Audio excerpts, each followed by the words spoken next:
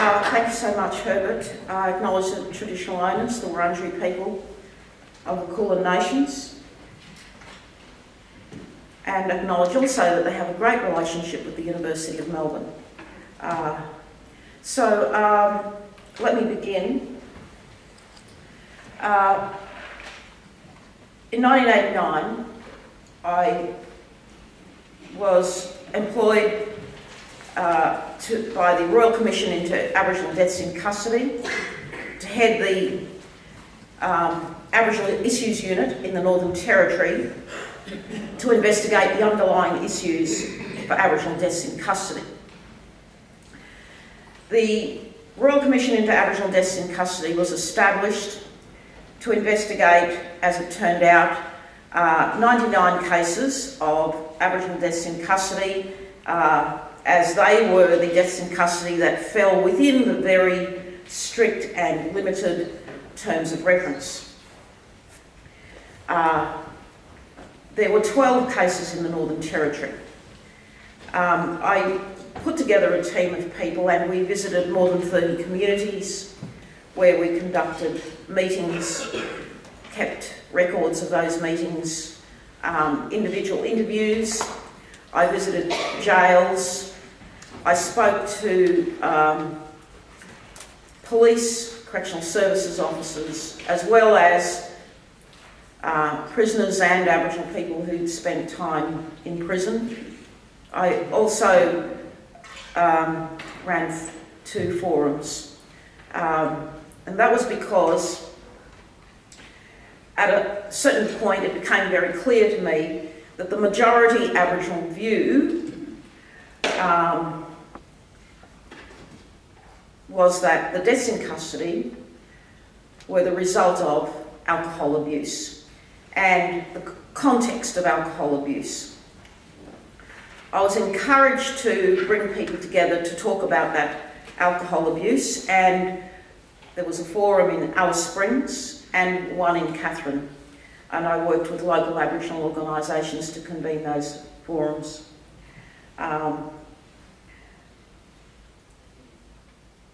So, as a result of those investigations, our report went to the National Commissioners. The report was called Too Much Sorry Business, which translates as too many funerals. It's been misinterpreted down south, where they think it's about the apology. It's got nothing to do with the apology. Sorry business means funerals. And I wrote the report in, and I had a lot of assistance in writing the report, of course, in plain English, and I used a lot of Aboriginal English so that people in the Northern Territory would be able to, the Aboriginal people in the Northern Territory would be able to read it. I also used their language words. We transcribed the material, and there are very full transcripts of our interviews in the Co-op archives. So our chapters dealt with the grog situation, the police, correctional services, and of course detention, and customary law, and the future of children, especially with what was then the rising scourge of petrol sniffing. It had just taken root in the communities. Most of the people that I interviewed felt that it was most important to get Aboriginal people onto as members of the Northern Territory Liquor Commission, that customary law be recognised, that there be sober eating up shelters, and that people not be incarcerated for being drunk. And in any case, if you can find our report, it's online somewhere, you can read all of our recommendations. There were supposed to be units like this around the country, but unfortunately ours was the only unit that reported in writing. And it's a shame, I think, because the 5-volume report of the National Commissioners, which made almost 400 recommendations, did not, was not informed as fully as it should have been by the Aboriginal views on the underlying issues contributing to Aboriginal deaths in custody. So, for instance, the dedicated work by myself and my team, by community members, on alcohol as the key underlying issue, or alcohol abuse, was barely recognised in the Commissioner's reports. And I believe that was because they were very embarrassed to discuss the issue. And it was said to me over and again by the Commissioners, and of course Patrick Dodson was one of those Commissioners, although albeit in a special role, that I should not talk about the negative issues and I should only talk about the positive issues. Whatever that meant. It's very difficult to talk about positive issues when you've been reading the files that I've read. In any case, I achieved a balance, I think. I reported frankly and honestly on what the community said to me, what family members said to me, what the police and correctional services officers said to me. But I also made what the Commissioners might regard as positive recommendations, such as having Aboriginal people represented on the Liquor Commission, such as recognising and increasing the role of sobering up shelters and also the night patrols. Now, of course, some of it was acknowledged, particularly the night patrol recommendations that I made. So whereas back then there was a night patrol in Tennant Creek and one in Yuendamu, now there are over 90. And, you know, they're a recognised part of the policing landscape in the Northern Territory, and they've spread to some other jurisdictions as well. However, almost nothing about the problem with alcohol abuse was mentioned in the national report, and those recommendations that we made were pretty much ignored by the Commission. Now, I say all of that by way of introduction, but I also want to impress upon you some of the details of the cases. As I say, there were 12 cases of deaths in custody that fell within the terms of reference in the Northern Territory. I observed that all of them took place in usually police lockups, although also in Berrima Jail, and therefore in places along the Stuart Highway. None of the deaths in custody took place in any of the communities on either side of the Stuart Highway. They're all on the Stuart Highway. All of them related closely to alcohol abuse and in some cases to drug and substance abuse. All were male, and I've given the percentages in the report of how many were, to put it simply, undereducated, usually unemployed. Some significant proportion were members of families that had had parents or grandparents removed under the policy of forcible removal of children from their Aboriginal families. And some of them were also caught up in the conflict between Aboriginal customary law and Australian law. And one of those cases was a particularly difficult case, and I have to say that indeed all the recommendations we made on customary law were also ignored, pretty much comprehensively ignored by the Commission. And it was interesting to hear John Little mention the Liam Jarrah case, or situation. That situation has a history that goes all the way back to that customary law conflict that we dealt with back in 1990 in Alice Springs. So those troubles are over 20 years old now, and we held a huge community meeting with the police to ask them to allow customary law to operate in relation to offenders who very brutally murdered an Aboriginal man. In order to avoid payback, to stop the payback, the police refused, and the payback's been going on ever since. Payback is Aboriginal customary law in which properly organised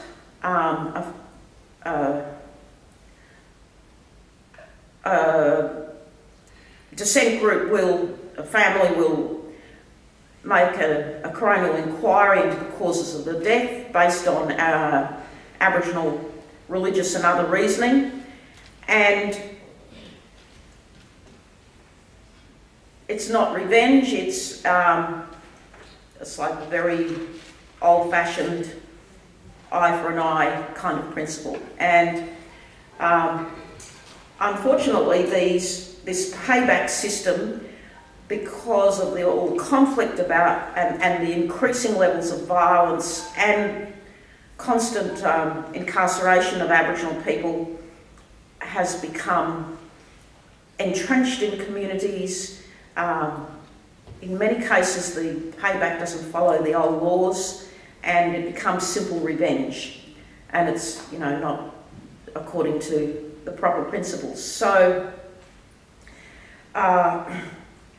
many of the deaths were extremely gruesome. So, for instance, I had to read a file on one man who died in Alice Springs. He died of a hematoma, a brain injury, and he was driven to the hospital. No, actually, he died in the cells. The police didn't recognise him, but in Catherine, in a similar case, he was driven to the hospital by the police and dumped on outside in front of the hospital. The sister in charge refused to treat him and had him carried across the street onto the nature strip in the middle of the road, where he died later that night. A deaf and dumb boy died in the lockup in Tennant Creek. There was some violence in the cell. He hit his head on the toilet and then died in the cell from that injury. So by the end of my time, I wasn't so pleased with hearing the commissioners tell me to write positive recommendations. Now, the reason why I want you to understand those details, I want you to understand what it was like to investigate those cases, how unnecessary those deaths were, and how the Royal Commission was not able to achieve anything like justice. So not one police officer or correctional services officer was charged with any charge, serious or misdemeanour, or concerning neglect or concerning their failure to carry out duty of care. Not one. And those of us who worked for the Royal Commission around the country were blamed by Aboriginal people for participating in a cover-up. Now, I'll just be very clear about this. My role was not involved at all in the case inquiries. There were 99 cases. They were heard by commissioners. There were tables and tables of lawyers involved for the Crown, for the police, for correctional services, for the Aboriginal families. And each of the reports is a very slim volume, and not one of them attributes any blame to a police officer or a correctional services officer.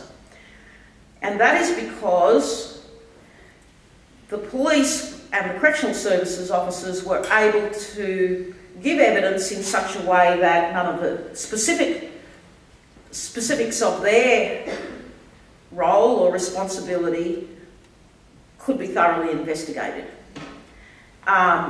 The Commission could rely on hospital reports and various written documents, and so I recommend that you read one or two of those reports just to get a sense of how disappointed the families must have felt as they read those reports. Nevertheless, it was very obvious that there was such a culture of violence, not just in the Aboriginal communities where it was developing, because alcohol had become legal for Aboriginal people in the,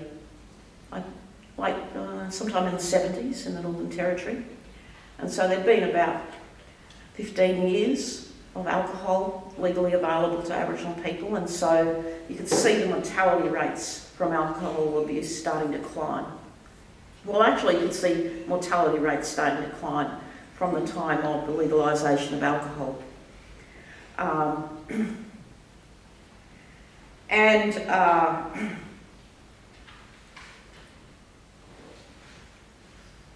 The 5 volumes describe the entire situation but leave out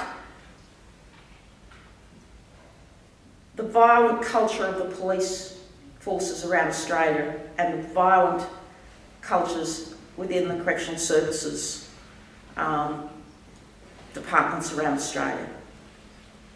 Just for example, the police lockup in Alice Springs was referred to as the abattoirs by Aboriginal people and by the legal aid lawyers, because the police so regularly bashed Aboriginal people, and so violently that the walls were covered with blood.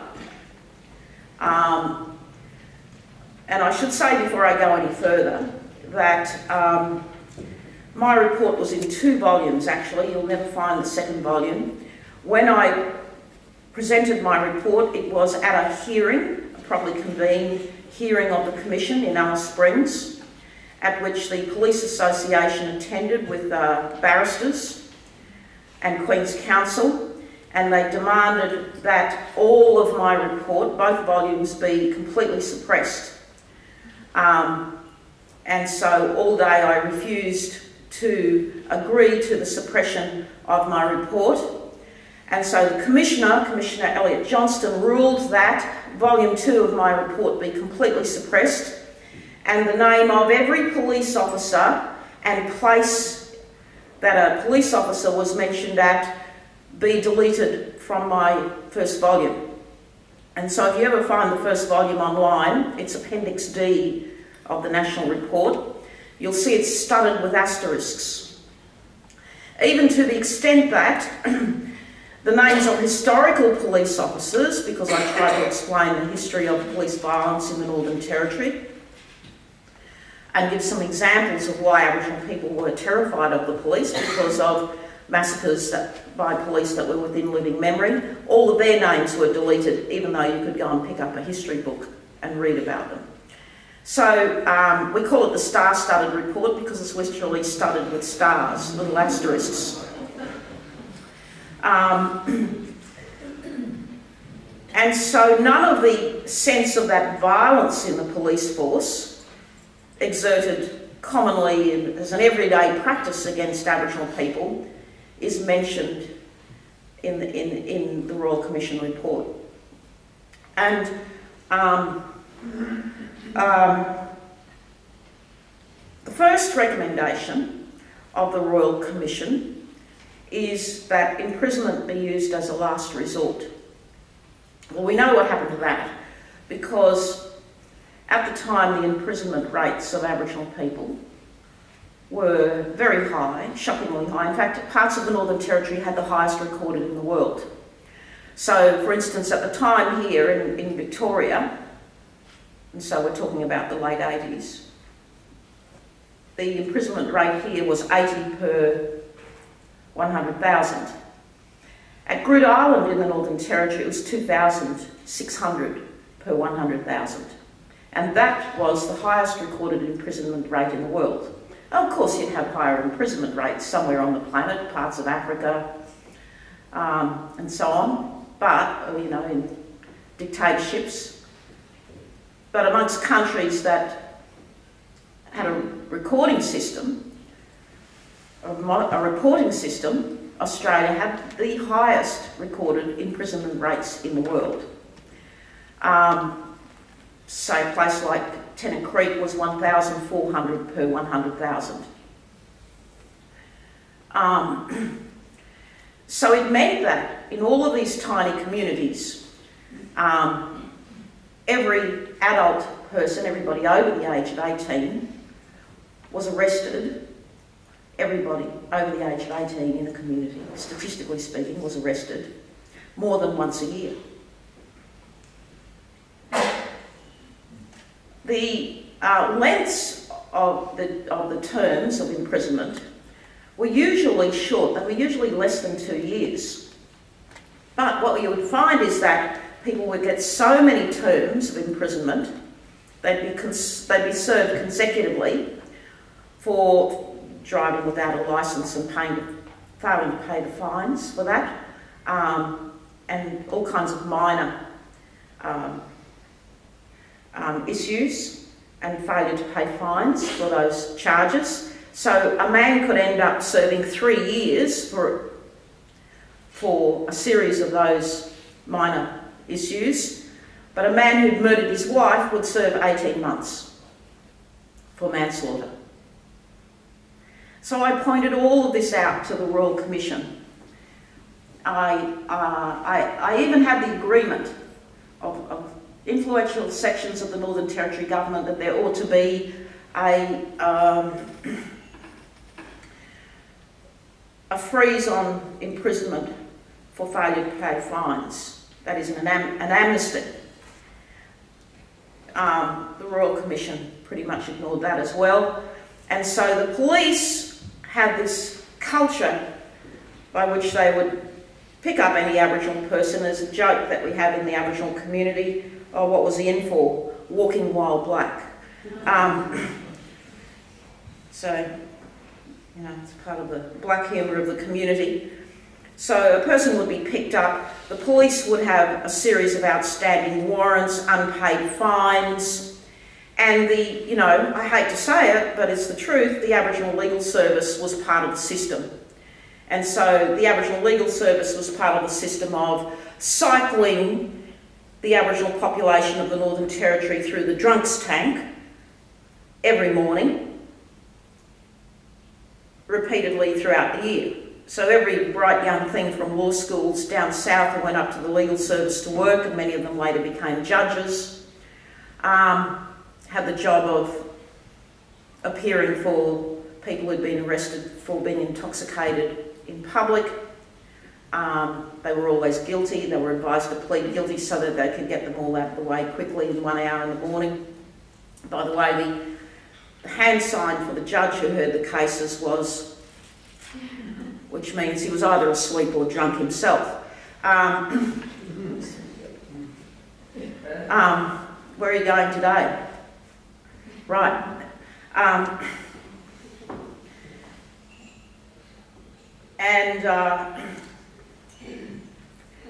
So it was a systematic system of injustice. You know, this is where, you know, the word fair doesn't even cut it.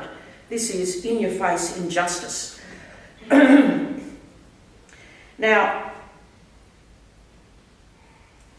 while I said imprisonment as a last resort was their primary recommendation, what we find now is that all of the detention rates for police lockups, prisons and for juvenile detention centres have skyrocketed. And now, even here in Victoria, juvenile detention rates are shocking. So throughout the country, you've got, you know, nearly 30 times the Aboriginal detention rate across all kinds of facilities is around, let's say on average, 30 times that for the rest of the population. And like somebody said this morning, you know, what did you say? Was it you, Johnny? 900 people in the Alice Springs prison?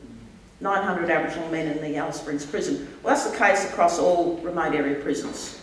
They're all 80 to 90% Aboriginal. So you want to know where the Aboriginal men are? That's where they are. They're in prison. And you want to know where our kids are? In at least a quarter of them are in juvenile detention centres.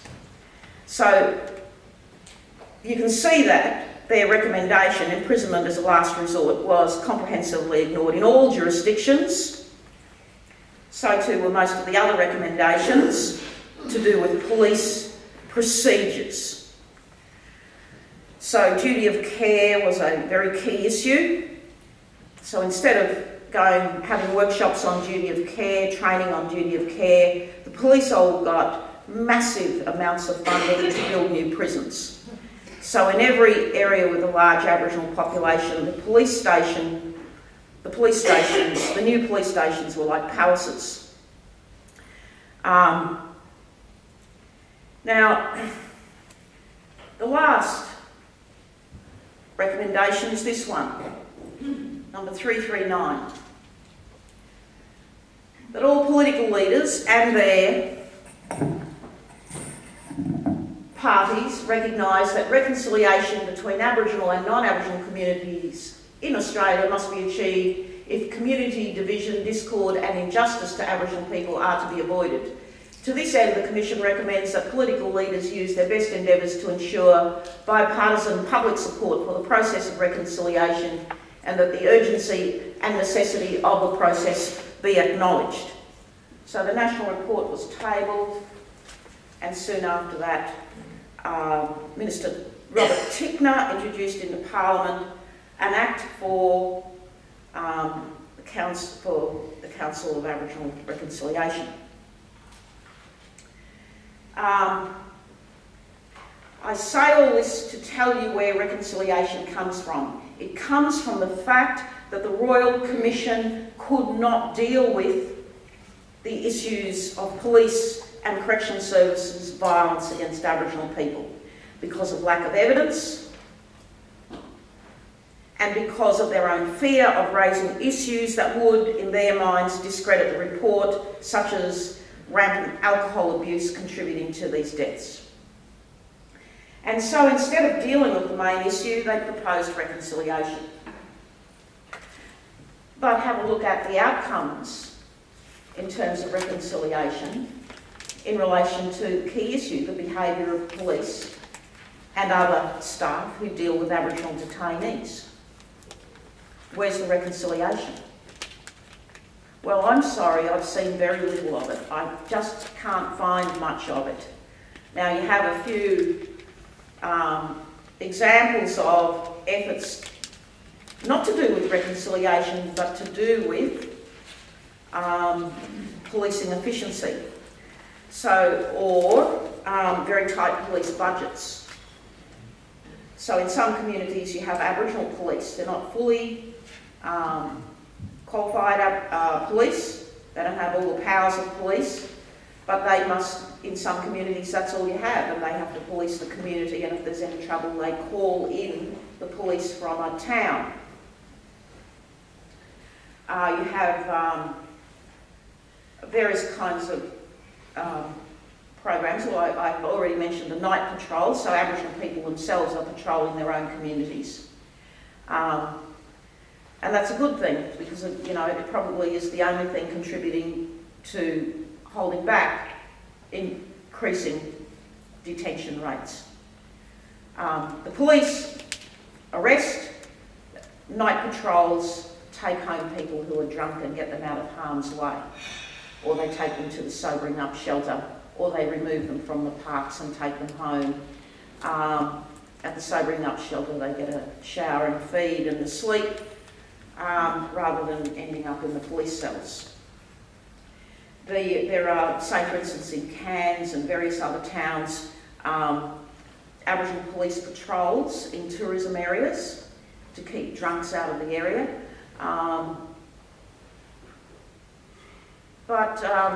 And then of course for many years there were the Aboriginal Justice Committees. Where they've worked best is, strangely enough, here in Victoria. But elsewhere in the country they didn't have a big impact. So the Aboriginal Justice Committees, for about 10 years after the Commission reported, were required to monitor detention centres, meet with police, correctional services and government departments such as justice departments, and basically they were unable to stop the police culture of detaining Aboriginal people for walking while black. Now, I don't deny for a minute that there are crimes committed in the Aboriginal community, but they are not dealt with in the same way that crimes are dealt with for the rest of the population. And as I say, it continues to be the case that a man can murder his wife or his girlfriend. The police will not charge him with homicide, they'll charge him with manslaughter, because their view is that their lawyers will stand up and argue that they're Aboriginal and that they'll only get a lighter sentence anyway, so the police take a shortcut, charge everybody with manslaughter. They'll get a maximum of 18 months. And so, you know, you also have the criminal justice system, the courts, involved in this sham. Whereas, as I say, a typical Aboriginal person will spend twice as long for a series of minor offences, and particularly for unpaid fines. So that all continues. I wanted to show you a case that I found particularly disturbing. I made a DVD about it with the man's family, but I can't find it on YouTube. I think the Aboriginal hackers have taken it down because I'm an extremely unpopular person in the Aboriginal community, because I'm known to talk about alcohol abuse as a key issue, and also drug and substance abuse. So you can well imagine that there's a community of Aboriginal drug dealers who don't like me. Fine. Now this happened in 2009. I'll read it to you. A coroner says, this happened in 2009 in Western Australia. So the coroner found that Mr. Ward died of heart stroke when he succumbed to temperatures of 50 degrees Celsius inside the Correctional Services van. The coroner, Alistair Hope, said the death of Mr. Ward, 46, was unnecessary and avoidable, and the coroner criticised the company that owned the van and transported Mr. Ward on a 360-kilometre journey between the goldfields towns of Laverton and Kalgoorlie, and accused its custodial guards of colluding in their evidence. He found the company, Global Solutions Limited, the two guards, Nina Stoko and Graham Powell, and the Department of Corrective Services, had all contributed to Mr. Ward's terrible death on January 27th. Father of four, he died of heart stroke. He was picked up for drink driving the day before, and he was transported in a van whose prisoner's compartment had no air conditioning and little airflow, so basically cooked to death. Nothing happened to the Correctional Services officers, they were not even fined.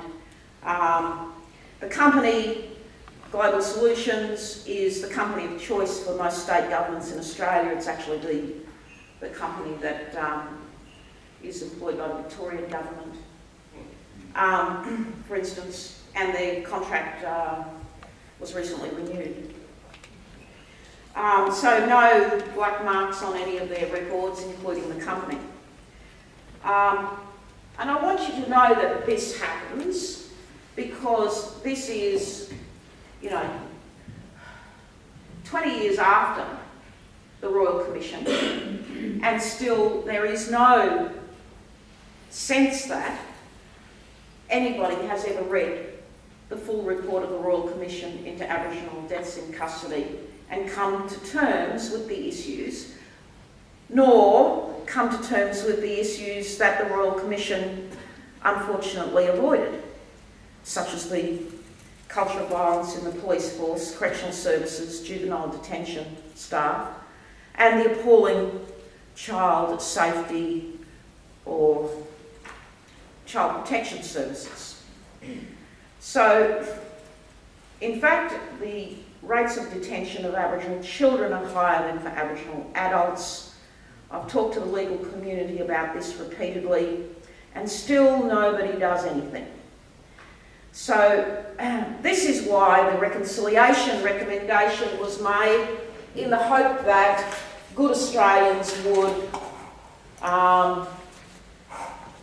achieve a better culture through reconciliation. But as we can see here today, is anybody here a policeman? Does anybody here work for correctional services? Does anybody here work for child protection? We're still talking to the converted. Nobody talks to the people who continue the culture of violence and create the most damaging situation for Aboriginal communities everywhere. We can talk about health, we can talk about all of these other issues, but unless we stop the police, correctional services, juvenile detention and child protection services around the country from having the impact on Aboriginal communities that they do, well, you know, what's that old Australian expression? We're pissing in the wind, you know? So I think I've run out of time, is that right? No. I can go on? Okay. So,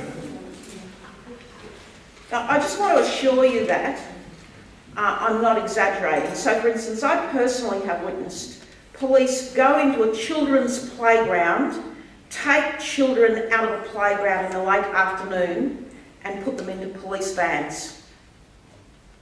And God knows where they went to. I mean, I don't even know who the kids were. You have 10 more minutes if you want them. Yes, okay. So, you know, an Aboriginal kid got his first job and he was a trainee at McDonald's in a country town here in Victoria.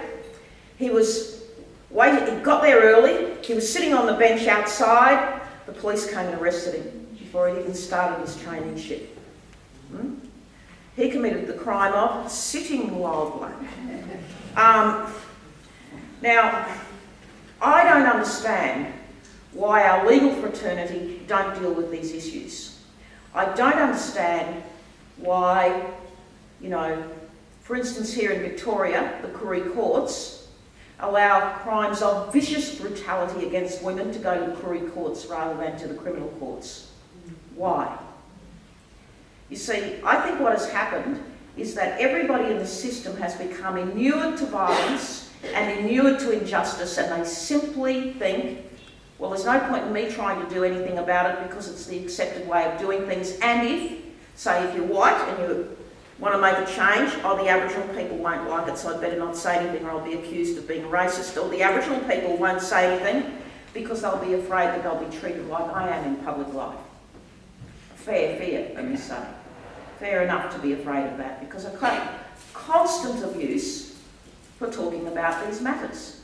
So if you're an Aboriginal woman and you stand up and say, the assault rate against women by Aboriginal men in the Northern Territory against Aboriginal women is 14 times higher than in the rest of the population, well, I'm complicit with the white man. I'm a traitor to my people, which is why I totally support what John Little's doing, because it's the only way through this.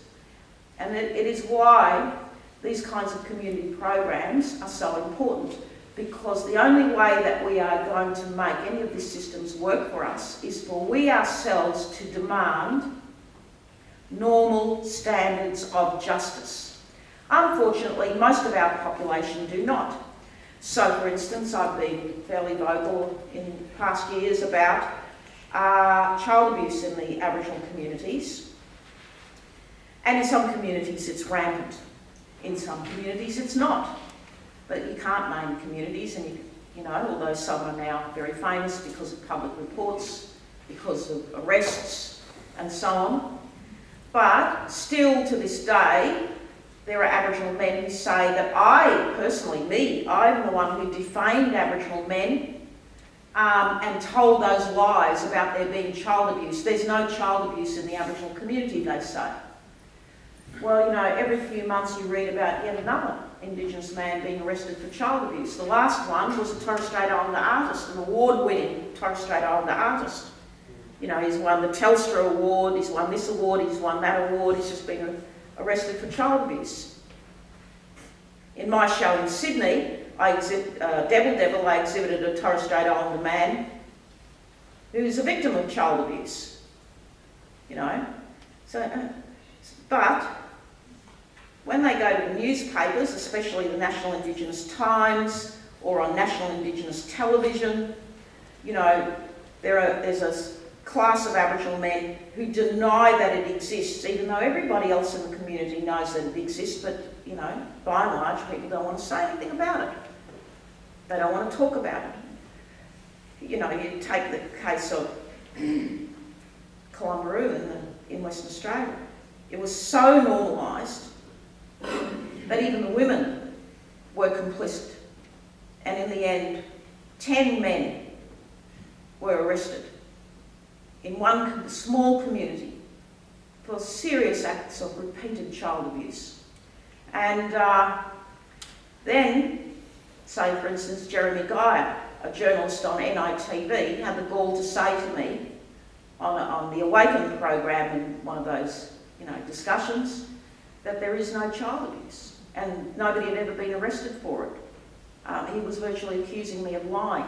Well, you can get away with it if your audience are the nice white people who say, well, that's right, how could that be? Aborigines are such, you know, nice people, they lived in harmony with nature, etc., etc. It cannot be the case. And people like me, I've got a PhD, I'm a fellow of the Academy of the Social Sciences of Australia, etc., can't possibly be an authentic, genuine Aborigine, and I must be saying these things for personal aggrandisement. You see, and because I do research on mining companies, well, yes, of course that must be the case. I must be corrupt, so I'm just saying all these things and somebody's paying me to say them because I'm the stooge.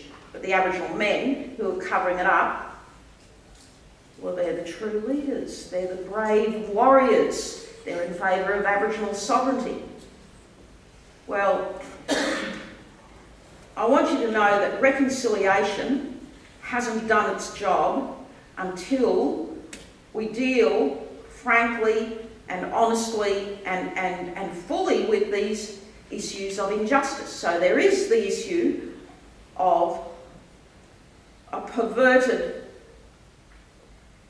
way of dealing with the Aboriginal population in the criminal justice systems around Australia, and I've identified very clearly how perverted it is, but that's not to say that there aren't Aboriginal people who ought not to be taken through the criminal justice system for real crimes and convicted like anybody else, but that's not what happens.